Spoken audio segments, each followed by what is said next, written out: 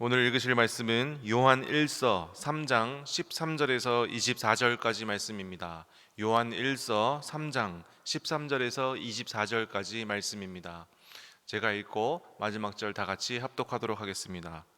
형제들아, 세상이 너희를 미워하여도 이상히 여기지 말라. 우리는 형제를 사랑함으로 사망에서 옮겨 생명으로 들어간 줄을 알거니와 사랑하지 아니한 자는 사망에 머물러 있느니라. 그 형제를 미워하는 자마다 살인하는 자니 살인하는 자마다 영생이 그 속에 거하지 아니하는 것을 너희가 아는 바라. 그가 우리를 위하여 목숨을 버리셨으니 우리가 이로써 사랑을 알고 우리도 형제들을 위하여 목숨을 버리는 것이 마땅하니라. 누가 이 세상의 재물을 가지고 형제의 궁핍함을 보고도 도와줄 마음을 닫으면 하나님의 사랑이 어찌 그 속에 거하겠느냐. 자녀들아, 우리가 말과 혀로만 사랑하지 말고 행함과 진실함으로 하자. 이로써 우리가 진리에 속한 줄을 알고 또 우리 마음을 주 앞에서 굳세게 하리니, 이는 우리 마음이 혹 우리를 책망할 일이 있어도 하나님은 우리 마음보다 크시고 모든 것을 아시기 때문이라. 사랑하는 자들아, 만일 우리 마음이 우리를 책망할 것이 없으면 하나님 앞에서 담대함을 얻고 무엇이든지 구하는 바를 그에게서 받나니, 이는 우리가 그의 계명을 지키고 그 앞에서 기뻐하시는 것을 행함이라. 그의 계명은 이것이니 곧 그 아들 예수 그리스도의 이름을 믿고 그가 우리에게 주신 계명대로 서로 사랑할 것이니라. 마지막 절 다 같이 읽겠습니다. 그의 계명을 지키는 자는 주 안에 거하고 주는 그의 안에 거하시나니, 우리에게 주신 성령으로 말미암아 그가 우리 안에 거하신 줄을 우리가 아느니라. 아멘. 오늘 말씀을 우리가 읽다 보면 사랑에 관한 말씀이구나, 이제 이렇게 그냥 지나갈 수 있는 본문입니다. 그런데 오늘 본문을 조금 이렇게 들여다보면 이 사도 요한, 요한 1서의 저자인 사도 요한이 작정하고 또 의도적으로 오늘 말씀을 뚜렷한 대상을 두고 적었구나라는 것을 알게 됩니다. 요한 1서는 일반 서신입니다. 그러니까 특정한 뚜렷하게 언급된 그 지역이나 수신자가 나와 있지는 않습니다. 뭐 바울 서신이라던가 옥중성신, 이런 서신서들은 뚜렷하게 수신자, 뭐 디모데 혹은 뭐 또 고린도 교회, 이런 식으로 뚜렷한 수신자와 목적이 있지만, 요한 1서는 전체적으로 뚜렷한 수신자가 없지만 오늘 말씀을 통해서 상황적으로 그 수신자를 알 수가 있습니다. 이 수신자들이 누구냐면 그 당시에 가장 큰 이단 중에 하나였던 영지주의, 이 영지주의의 이단의 고통을 받고 있는 그리스도인들을 대상으로 오늘 본문 말씀을 쓴 것을 우리는 알 수가 있습니다. 영지주의는 이때 당시 초대교회를 무너뜨렸던 가장 큰 이단 중에 하나였습니다. 영지, 지식을 뜻합니다. 지식. 그러니까 구원을 받기 위해서는 당연히 예수 그리스도의 십자가만이 우리에게 구원을 줄 수 있는 유일한 진리요 길입니다. 그런데 이 영지주의자들은 그것도 인정을 하는 것 같지만 자신들이 공유하고 있는 지식, 신비로운 영적인 체험을 통해서 구원을 받을 수 있다라고 얘기하는 엄연한 이단이었습니다. 이 영지주의자들의 조금 세계관을 보면 뚜렷한 것이 이원론적 세계관입니다. 그러니까 육적인 것은 다 부정하다고 생각을 하고 정신적인 것, 영적인 것만 추구하려는 이러한 뚜렷한 이원론적 세계관을 가지고 있습니다. 그래서 하나님을 어떻게 이렇게 왜곡을 하냐면 진짜 우리들이 오해를 하고, 우리들이 아니죠. 근데 영지주의자들이 우리들이 오해를 하고 있다. 진짜 선한 신이 있고 구약에서 나타나는 신, 예를 들면 노아의 홍수를 통해서 심판하시는 하나님, 소돔과 고모라 사건을 통해서 심판하신 하나님은 우리가 생각하는 그런 하나님이 아니다. 데메우르고스라고 하는 하급신이다. 이렇게 해석을 해버립니다. 하나님은 그렇게 육체적인 그런 것을 쓰신 분이 아니라 정말 진정한 하나님은 구원과 사랑의 하나님이시지, 이런 육체적인 하나님은 저급한 신이다, 하급신이다. 그리고 또 십계명 어떻게까지 얘기를 하냐면, 십계명에 나 외에 다른 신을 섬기지 말라고 했던 이것은 하위의 신인 데미우르고스라고 하는 하급신이 자기 위에 진짜 신이 있는 것을 모르고 무지성에서 하는 말이다. 이제 이런 식으로 하나님을 왜곡하기 시작했다라는 것입니다. 우리가 지금 보면 말도 안 되고 어처구니 없지만 실제로 이것이 먹혀 들어갔고, 실제로 이러한 이단적인 사상들이 교회를 무너뜨리고 있었다라는 것입니다. 그리고 이제 구원론에 보면 이원론적 세계관이라고 제가 말씀드렸습니다. 육체적인 것을 굉장히 부정시 여깁니다. 그런데 예수 그리스도는 바로 하나님이시죠. 그러니까 하나님께서 인간의 몸을 입고 오신 분이 바로 예수 그리스도입니다. 그래서 예수 그리스도는 신이시자 동시에 이제 인간이심을 우리는 신앙 고백을 하고 있습니다. 그런데 영지주의자 입장에서는 육체는 악한 것이기 때문에 예수 그리스도가 육체의 몸으로 이 땅에 왔다는 것을 완전하게 거부하게 됩니다. 예수님은 사람처럼 보였을 뿐이지 실제로는 예수님은 사람이 아니었다. 그렇기 때문에 이 예수 그리스도의 이 십자가의 고난, 예수 그리스도의 십자가 사건을 거부하게 됩니다. 이런 것들이 이런 이단적인 사상이 이때 당시 교회에 굉장히 파고들었고 사람들을 현혹시키고 교회를 무너뜨리기 시작했다는 것입니다. 그리고 아까 또 계속해서 말씀드리는 이 이분법으로 인해서 영적인 것만 선하고 이 육적인 것을 부정했기 때문에 이 세상을 바라보는 것에 대해서도 오해가 있었습니다. 이 세상, 우리가 살고 있는 이 세상은 어차피 육체의 세계고 물질적인 세계이기 때문에 어차피 악하고 소멸될 거기 때문에 우리는 더 이상 가난하고 병든 이웃을 돌보는 구체적인 구제와 나눔, 이 사랑의 실천이 불필요하다라고 이렇게 생각이 이렇게 주장을 했습니다. 그리고 육체는 악한 것이기 때문에 영적인 것, 그러니까 뭔가 영적인 것을 사유하고 이런 것들만 우선시 여기고, 그리고 육적인 이 삶에 대해서는 그냥 무관심하고 회피한, 그러니까 도덕 회피주의, 도덕 폐기론, 도덕 회피주의에 빠지게 되었다라는 것입니다. 그러니까 우리의 악한 본성을 가진 육체가 이 세상에서 어떤 죄를 짓더라도 어차피 이 육체는 악한 것이기 때문에 구원이랑은 아무 상관없다. 구원은 그 신비한 영적 체험을 통해서만 구원을 얻을 수 있다라고 오해를 해서 도덕적으로 문란하고 도덕적으로 굉장히 위험한 그런 신앙생활을 하게 되었다라는 것입니다. 이런 영지주의자들의 이런 이단적인 사상을 앞에 두고 이 사도 바울이 이제 권면하는 것이 오늘 말씀입니다. 절대 그렇지 않다. 오늘 본문 말씀 13절을 제가 읽어보겠습니다. 이렇게 시작합니다. 형제들아, 세상이 너희를 미워하여도 이상히 여기지 말라. 먼저 세상을 바라보는 관점에 대해서 사도 요한은 이렇게 얘기합니다. 세상을 이상하게 보지 말아라.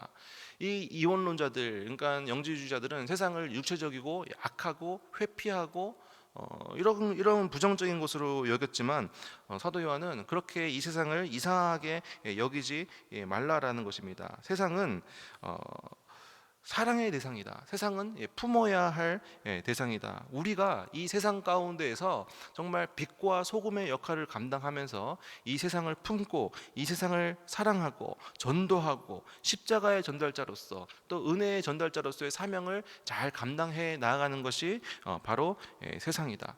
이 세상 가운데 우리가 살아가면서 고난이 있지 않습니까? 그런데 이 영지주의자들은 이 고난을 다르게 해석을 했습니다. 이 고난을 회피하고 이 고난을 미루는 것으로 이렇게 보았지만 바로 이 고난도 하나의 우리의 연단의 과정이고 하나님께서 우리에게 허락하신 것이고, 또 이 고난을 통해서 하나님과의 관계가 회복되어질 수 있고, 또 우리의 삶의 고난을 통해서도 하나님께 영광을 올려드릴 수 있고, 우리가 이 고난을 통해서도 기쁨과 그리고 인내를 가지고 그리스도의 고난에 참여하는, 이 고난을 하나님과 함께하는 삶으로 우리는 바라본다라는 것입니다. 그래서 세상을 왜곡하고 세상을 이상하게 보는 것이 아니라 이 세상을 품는 대상으로 우리는 봐야 된다라는 것입니다. 성도가 세상으로부터 미움을 받는다는 것, 핍박을 받는다는 것은 오히려 반대로 우리가 하나님 편에 속했다는, 하나님의 자녀라는 것을 나타내주는 역설적인 외적 증거가 된다라고 사도 요한은 이야기하고 있습니다.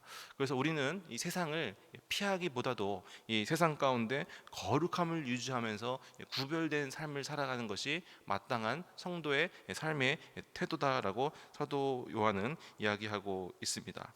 14절에서는 이렇게, 14절과 15절 제가 한번 읽어보겠습니다. 14절, 우리는 형제를 사랑함으로 사망에서 옮겨 생명으로 들어간 줄을 알거니와 사랑하지 아니한 자는 사망에 머물러 있느니라. 15절, 그 형제를 미워하는 자마다 살인하는 자니 살인하는 자마다 영생이 그 속에 거하지 아니하는 것을 너희가 아니하는 바라. 이 새벽에 좀 다소 듣기 좀 거북한 사망, 살인이라는 단어를, 좀 강력한 단어를 사도 요한이 의도적으로 사용한 것입니다.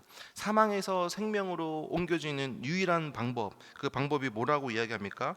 바로 사랑이다라는 것입니다. 영지주의자들은 자신들만의 그 구원의 그 표식, 구원의 지식, 인간이 원래는 영적인 존재였다, 영적인 것을 추구하니까 인간이 원래 영적인 존재였고, 그러한 그 영적인 체험을 통해서 구원받을 수 있다라는 이 자기들만의 그 인본주의적이고 신본주의적인 가르침, 이 가르침에 반대하면서 그렇지 않다, 바로 사랑을 통해서 우리는 구원을 확인할 수 있다. 정확히 표현한다면 우리는 예수 그리스도를 통해서 우리가 구원을 받지만 그 구원의 표지가 바로 사랑이다라는 것을, 이 사랑이라는 단어로 계속해서 사도 요한은 이야기하고 있습니다. 형제를 사랑을 함으로써 우리가 사망에서 옮겨 생명으로 들어갈 수 있다. 사망에서 옮겨서 생명으로 들어간다는 것은 구원을 의미하는 것이죠. 사랑을 통해서 우리가 구원을 우리가 받을 수 있다. 그런데 이것을 우리가 오해해서는 안 됩니다. 예수 그리스도의 십자가를 통해서만 우리는 구원을 받을 수 있습니다. 그래서 이제 요때 이 사도 요한이 쓴 단어가 뭐냐면 사망에서 옮겼다라는 단어를 메타베베카멘, 그러니까 완료 능동태 직설법입니다. 조금 설명을 드리면, 내가 요만큼 사랑했기 때문에 내가 구원으로 조금 더 가까이 가고, 내가 오늘은 이만큼 사랑했기 때문에 오늘은 내가 조금 더 구원에 가까이 가는, 이런 조건적인 행위적인 구원이 아니라 완료 능동태 직설법입니다. 단번에 우리가 사랑을 통해서 단번에 구원으로 가게 되었다, 한 번의 사건을 이야기를 하는 겁니다. 그러니까 이것은 무엇을 의미하냐면, 이 사랑이 구원의 조건이 아니라는 겁니다. 내가 사랑을 했기 때문에 내가 구원을 받는 게 절대 아닙니다. 내가 예수 그리스도의 십자가 사건을 믿고 그 십자가 사건을 통해서 내가 구원을 받는 것이지, 사랑해서 구원을 받는 것이 아니다. 하지만 내가 예수 그리스도를 믿고 구원을 받았기 때문에 내 삶에서 나타나는 증거가 바로 사랑이라는 것입니다. 그래서 이 사랑이 구원의 표지가 될 수 있다는 것입니다. 내가 사랑을 하기 때문에, 내가 모르는 사람을 사랑하기 때문에 그 사랑을 마음으로 품는 것이, 내가 구원을 받았기 때문에 내가 사랑의 마음이 있구나라는 것을 알 수 있는 표지가 될 수 있다는 것입니다. 그러면 우리가 얼마큼 사랑을 해야 되느냐? 사랑이 우리의 구원의 표지가 될 수 있다고 분명히 사도 요한은 이야기하고 있는데, 우리가 얼마큼 사랑을 해야 되는가라는 대답이 16절입니다. 16절 이렇게 기록되어 있습니다. 그가 우리를 위하여 목숨을 버리셨으니 우리가 이로써 사랑을 알고 우리도 형제들을 위하여 목숨을 버리는 것이 마땅하니라. 바로 예수 그리스도입니다. 예수 그리스도께서 우리를 너무나도 사랑하여 주셔서 이 땅 가운데 오셔서 죽으신 그 십자가 사건을 우리들이 바라보아야 된다. 목숨을 내어 버리신 것만큼 우리를 사랑하셨기 때문에, 우리도 우리 이웃을 위해서, 우리는 구원받은 자이기 때문에 우리의 형제를 위해서, 자매를 위해서, 이웃을 위해서 우리의 목숨까지 버리는 것이 마땅하다라고 사도 요한은 이야기하고 있습니다. 17절에 이렇게 기록되어져 있습니다.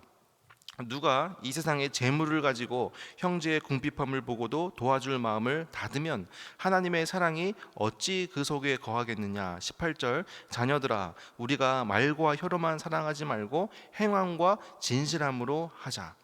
17절에 보니까 사도 요한이 조금 더 우리가 잘 이해할 수 있도록 재물, 이제 물질적인 것으로 이렇게 비유를 합니다. 예수 그리스도의 십자가 사건을 모르는 자들, 구원받지 못한 자들, 하나님을 모르는 자들은 이렇게 생각할 수 있습니다. 너가 지금 처하고 있는 상황이 힘든데, 재정적으로 어렵다고 하는데 어떻게 헌금을 할 수가 있어? 어떻게 교회에다가 헌금을 할 수 있어? 어떻게 도울 수가 있어? 우리는 구원받은 자이기 때문에, 우리는 그 사랑의 마음이, 이제 사랑의 마음이 구원의 표지로 있기 때문에, 우리는 하나님을 사랑하는 마음으로, 교회를 사랑하는 마음으로 우리는 물질 헌금을 통해서 우리는 사랑을 표현을 하죠. 당연한 겁니다. 그런데 믿지 않은 자들은 그것을 이해할 수 없다라는 겁니다. 구원을 받지 못했기 때문에, 사랑이 없기 때문에, 어떻게 지금 너 먹고 살기도 힘든데 어떻게 헌금을 할 수가 있어? 제가 어렸을 때 성미함이 있었죠. 성미함이 있었습니다. 근데 저는 그걸 겪은 세대는 아닌데, 정말 그 우리나라 그 신앙의 선배들을 보면 정말 그 보릿고개를 지날 때, 그 먹고 살기 힘든, 본인들도 한 끼 진짜 먹고 살기 힘든 가운데서도 정말 귀하게 물질로, 쌀로 성미함에 섬기는 그런 모습을 우리는 볼 수 있습니다.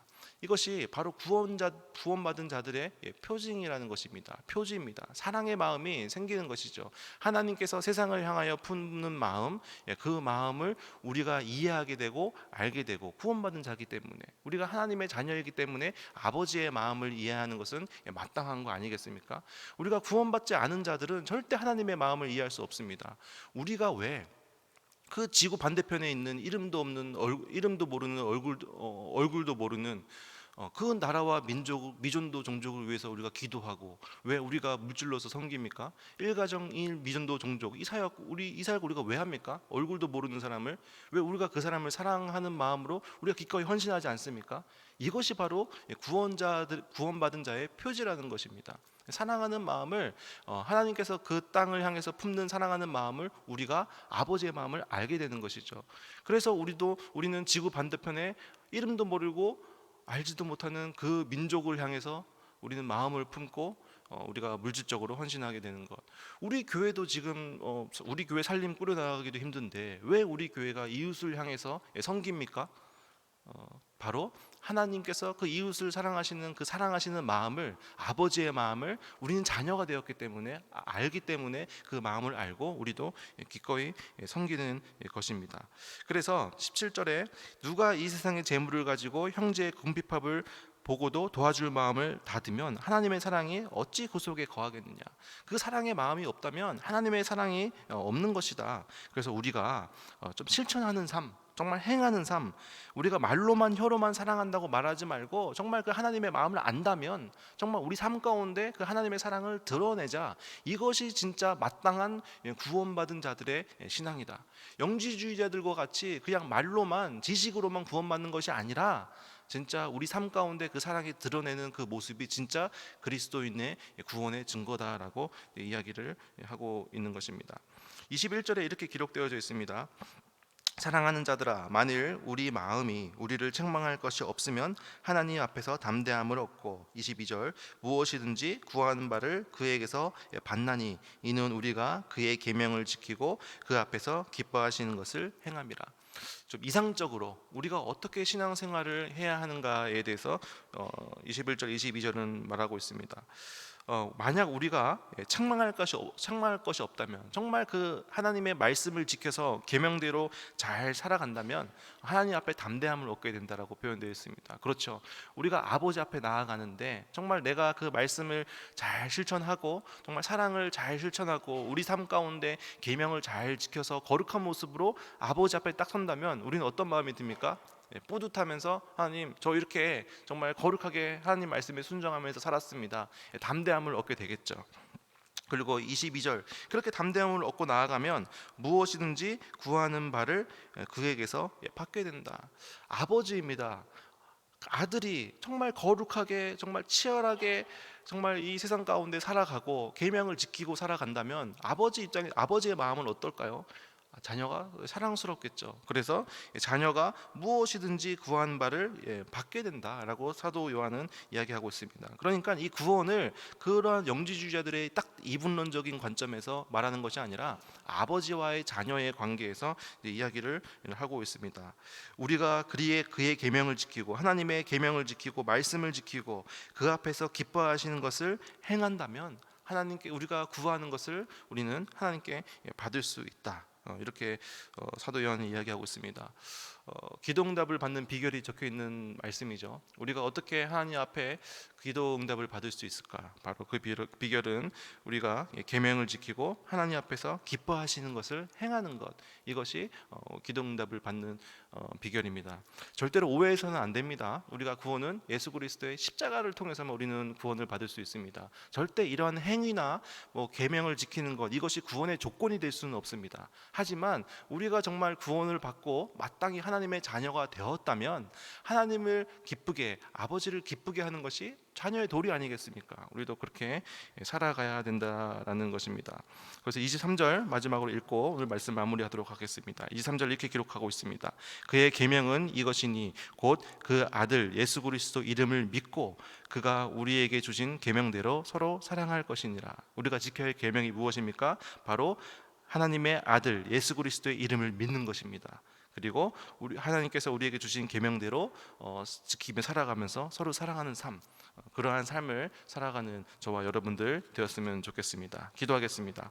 사랑과 은혜가 풍성하신 하나님 아버지, 허물과 죄로 죽었던 저희를 그리스도의 보혈로 씻어주시고 하나님의 자녀로 삼아주신 그 크신 하나님의 은혜에 감사로 나아갑니다. 우리가 입술로는 하나님을 사랑한다 고백하면서도 정작 궁핍한 형제들을 보고 마음의 문을 닫았던 우리의 인색함과 말과 혀로만 사랑했던 우리의 위선을 회개하며 나아가오니 용서하여 주시옵소서. 이제 우리가 사망에서 생명으로 옮겨진 하나님의 자녀답게 살기를 원합니다. 우리를 위해 목숨을 버리신 예수 그리스도의 그 사랑을 기억하여 우리도 형제를 위하여 우리의 시간과 물질을 마음을 내어주는 행함과 진실함의 사랑을 실천하게 하여 주시옵소서. 이 모든 말씀 예수님의 이름으로 기도드립니다. 아멘.